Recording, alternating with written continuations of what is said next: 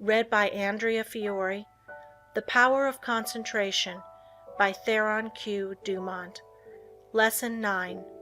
Concentration can overcome bad habits. Habits make or break us to a far greater extent than we like to admit.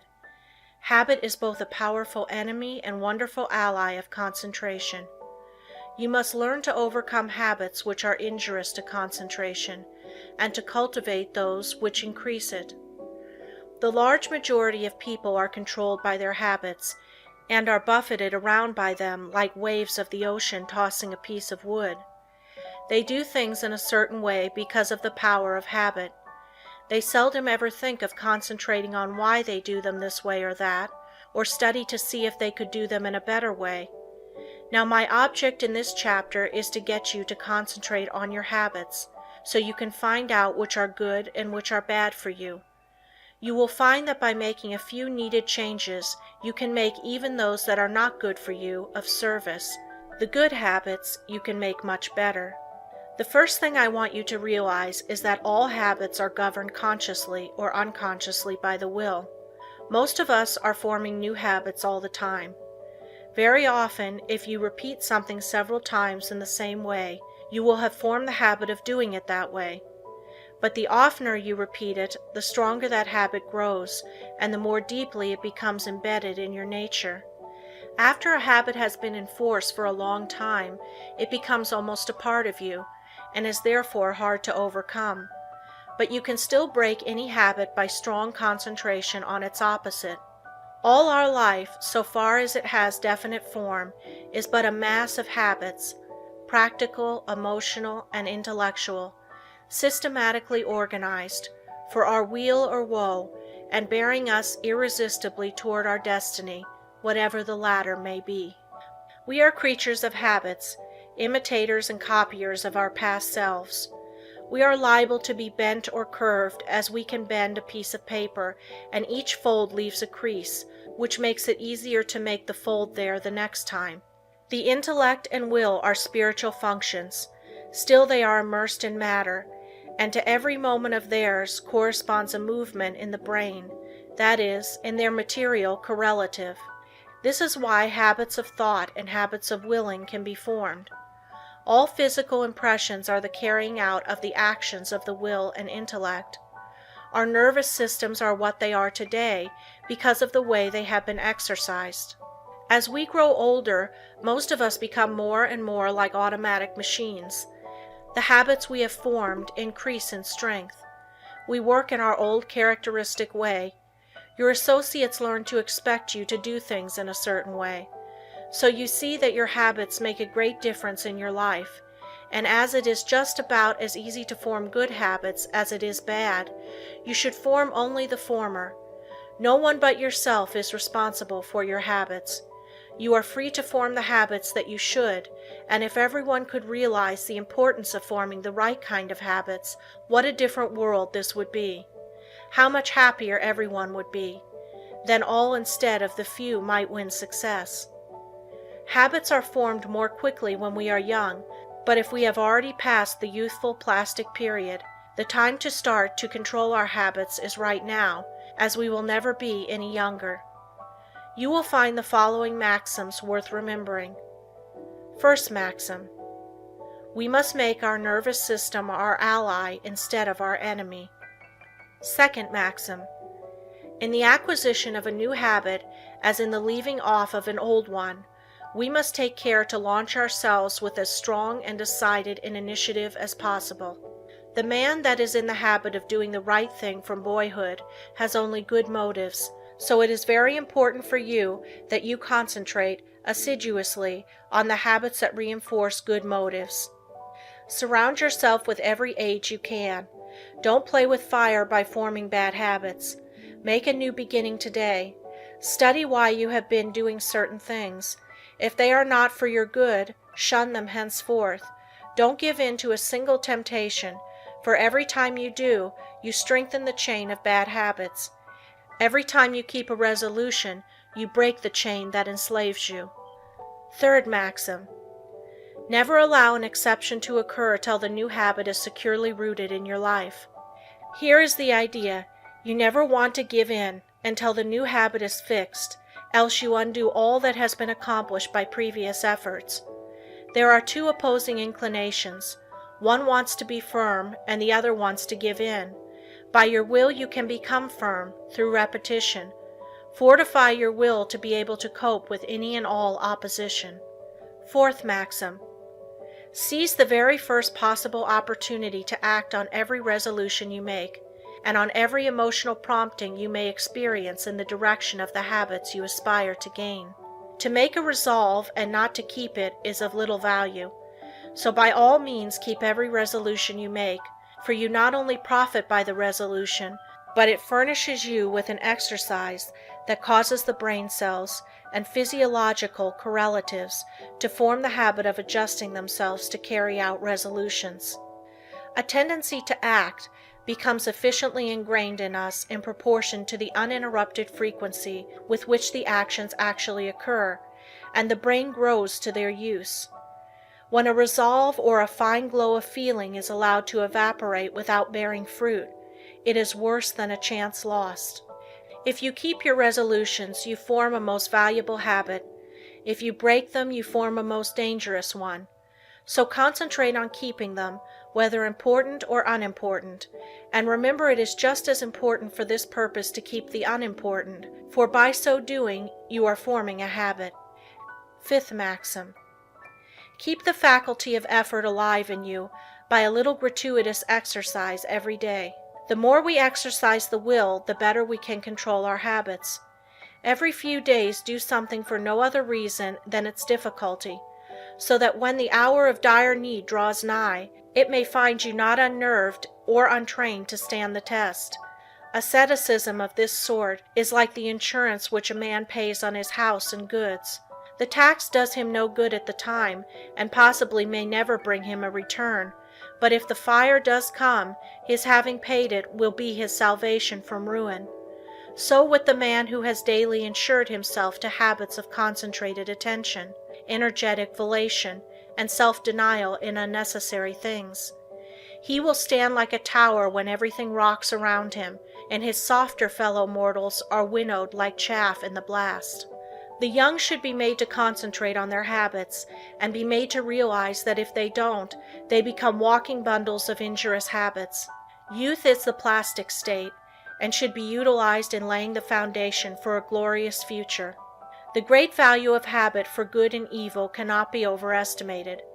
Habit is the deepest law of human nature. No man is stronger than his habits, because his habits either build up his strength or decrease it. Why we are creatures of habits.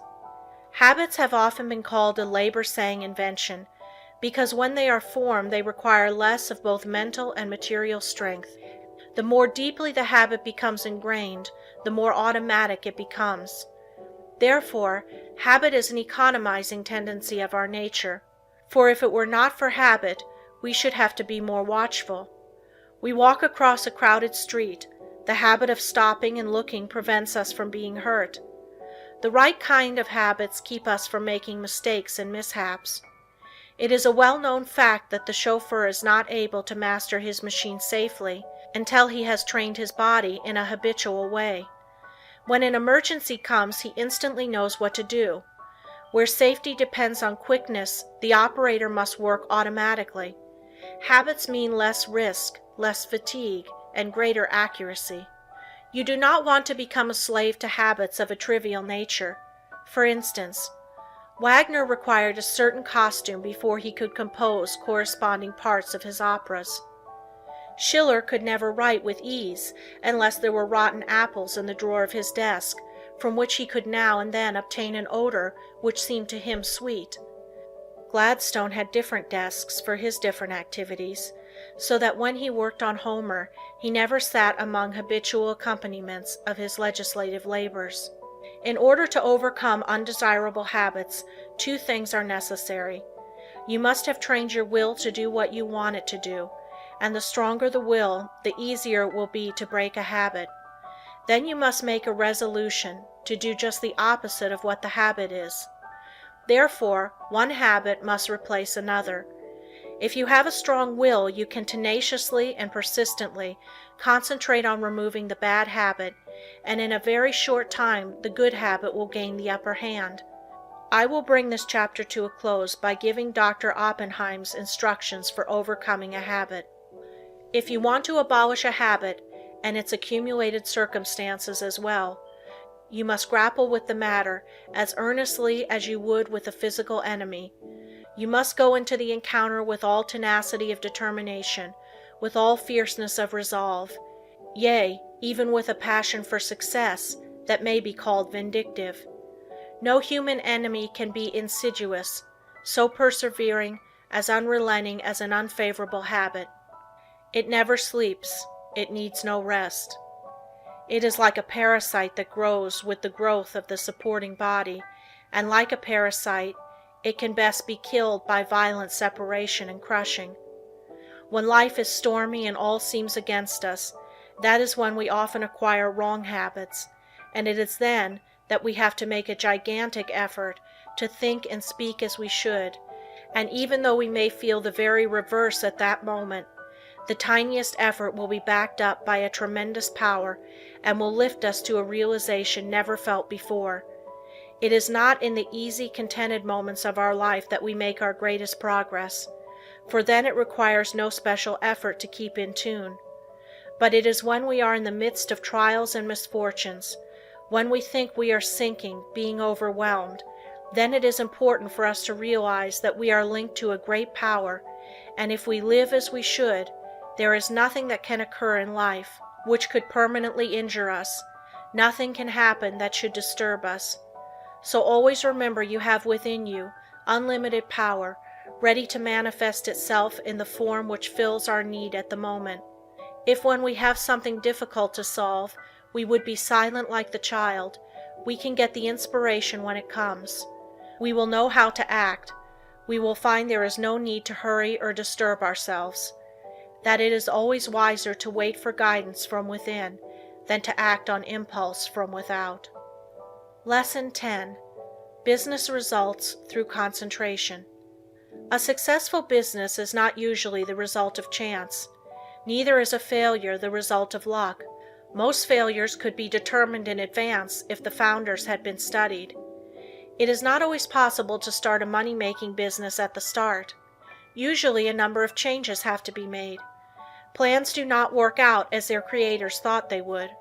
They may have to be changed a little, broadened it may be, here and there, and as you broaden your business, you broaden your power to achieve. You gain an intense and sustained desire to make your business a success. When you start a business, you may have but a vague notion of the way you will conduct it. You must fill in the details as you go along. You must concentrate on these details. As you straighten out one after another, others will require attention. In this way you cover the field of the first endeavor and new opportunities open up for you. When you realize one desire, another comes. But if you do not fulfill the first desire, you will not the second. The person that does not carry his desires into action is only a dreamer. Desire is a great creative force, if it is pure, intense, and sustained. It is our desires that keep stirring us up to action, and they will strengthen and broaden you if you make them materialize. Every man who achieves success deserves it. When he first started out, he did not understand how to solve the problems that afterwards presented themselves, but he did each thing as it came up in the very best way that he could, and this developed his power of doing bigger things. We become masters of business by learning to do well whatever we attempt. The man that has thorough knowledge of his business can of course direct it much more easily and skillfully than the man who lacks that knowledge. The skilled business director can sit in his private office and still know accurately what is actually being done. He knows what should be done in any given time, and if it is not accomplished, he knows that his employees are not turning out the work that they should. It is then easy to apply the remedy. Business success depends on well-concentrated efforts. You must use every mental force you can muster. The more these are used, the more they increase. Therefore, the more you accomplish today, the more force you will have at your disposal with which to solve your problems tomorrow. If you are working for someone else today and wish to start in a business for yourself, think over carefully what you would like to do. Then when you have resolved what you want to do, you will be drawn towards it. There is a law that opens the way to the fulfillment of your desires. Of course, back of your desires you must put forward the necessary effort to carry out your purpose. You must use your power to put your desires into force. Once they are created and you keep up your determination to have them fulfilled, you both consciously and unconsciously work toward their materialization. Set your heart on your purpose, concentrate your thought upon it, direct your efforts with all your intelligence, and in due time you will realize your ambition. Feel yourself a success, believe you are a success, and thus put yourself in the attitude that demands recognition, and the thought current draws to you what you need to make you a success. Don't be afraid of big undertakings. Go at them with grit, and pursue methods that you think will accomplish your purpose. You may not at first meet with entire success, but aim so high that if you fall a little short, you will still have accomplished much. What others have done, you can do. You may even do what others have been unable to do. Always keep a strong desire to succeed in your mind. Be in love with your aim and work, and make them, as far as possible, square with the rule of the greatest good to the greatest number, and your life cannot be a failure. The successful business attitude must be cultivated to make the most out of your life, the attitude of expecting great things from both yourself and others. It alone will often cause men to make good, to measure up to the best that is in them. It is not the spasmodic spurts that count on a long journey, but the steady efforts. Spurts fatigue and make it hard for you to continue. Rely on your own opinion. It should be as good as anyone else's. When once you reach a conclusion, abide by it. Let there be no doubt or wavering in your judgment. If you are uncertain about every decision you make, you will be subject to harassing doubts and fears which will render your judgment of little value. The man that decides according to what he thinks right and who learns from every mistake acquires a well-balanced mind that gets the best results. He gains the confidence of others. He is known as the man that knows what he wants, and not as the one that is as changeable as the weather. The man of today wants to do business with the man that he can depend upon. Uncertainties in the business world are meeting with more disfavor. Reliable firms want to do business with men of known qualities, with men of firmness, judgment, and reliability. So if you wish to start in business for yourself, your greatest asset, with the single exception of a sound physique, is that of a good reputation.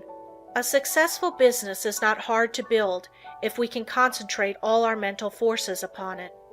It is the man that is unsettled because he does not know what he wants that goes to the wall.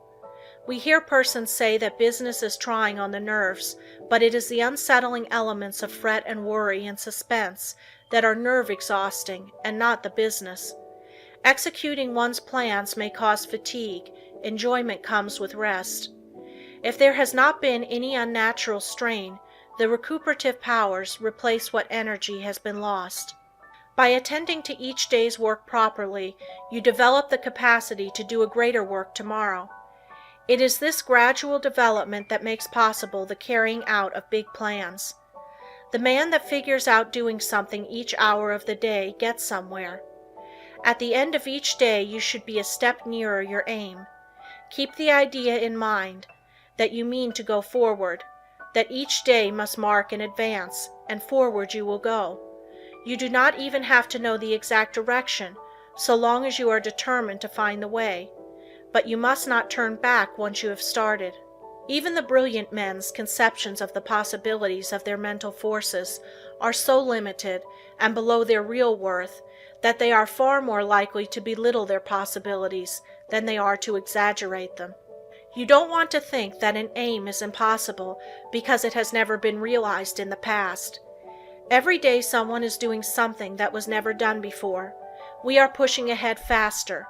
Formerly it took decades to build up a big business, but today it is only but a matter of years, sometimes of months. Plan each day's activities carefully, and you can reach any height you aim at. If each thing you do is done with concise and concentrated thought, you will be able to turn out an excellent quality and a large quantity of work. Plan to do so much work during the day, and you will be astonished to see how much more you will do than on other days when you had not decided on any certain amount. I have demonstrated that the average business working force could do the same amount of work in 6 hours that they now do in 8, without using up any more energy. Never start to accomplish anything in an indecisive, indefinite, uncertain way. Tackle everything with a positiveness and an earnestness that will concentrate your mind and attract the very best associated thoughts. You will in a short time find that you will have extra time for planning bigger things. The natural leader always draws to himself, by the law of mental attraction, ideas in his chosen subject that have never been conceived by others. This is of the greatest importance and help. If you are properly trained, you benefit much by others' thoughts, and providing you generate from within yourself something of value, they will benefit from yours. We are heirs of all the ages, but we must know how to use our inheritance. The confident, pushing, hopeful, determined man influences all with whom he associates, and inspires the same qualities in them. You feel that his is a safe example to follow, and he rouses the same force within you that is pushing him onward and upward. One seldom makes a success of anything that he goes at in a listless, spiritless way. To build up a business, you must see it expanding in your mind before it actually takes tangible shape. Every great task that has ever been accomplished has first been merely a vision in the mind of its creator.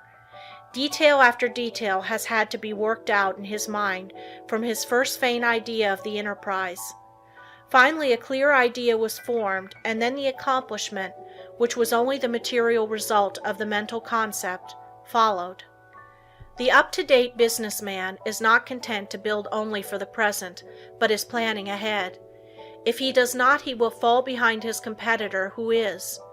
What we are actually doing today was carefully thought out and planned by others in the past. All progressive businesses are conducted this way. That is why the young businessman of today is likely to accomplish more in a few years than his father did in all his life. There is no reason why your work or business should fag you out. When it does, there is something wrong. You are attracting forces and influence that you should not, because you are not in harmony with what you are doing.